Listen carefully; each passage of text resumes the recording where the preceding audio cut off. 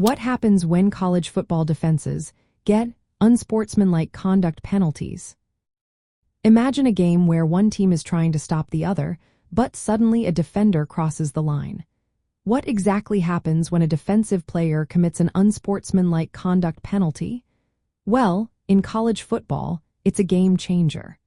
When a defensive player commits this foul, the team faces a 15-yard penalty. That means they lose 15 yards from the spot of the foul.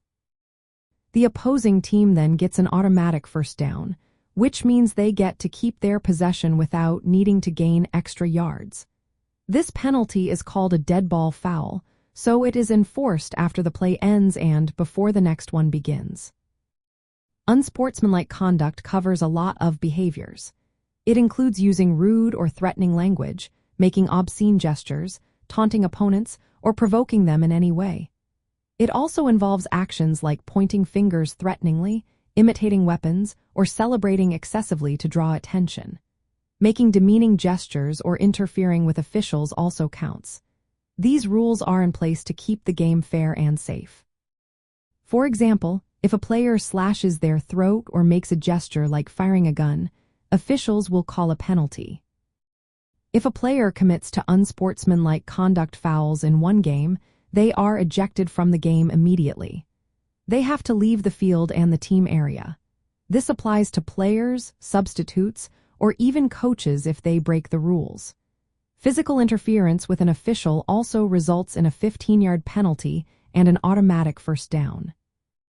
These penalties can really shift the game's momentum.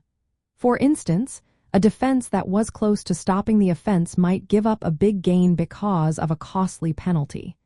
The 15-yard loss can turn a third down short into a first and 10, making it easier for the offense to move down the field. That's why players must stay disciplined and avoid these costly mistakes. Recent rule updates focus on safety and fairness. Defensive players are not allowed to use deceptive signals or sudden movements meant to trick the offense into false starts.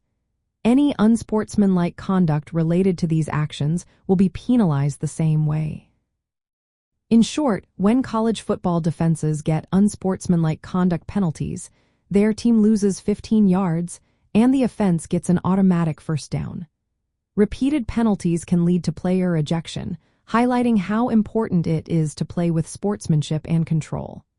These rules help keep the game fun, fair, and safe for everyone involved.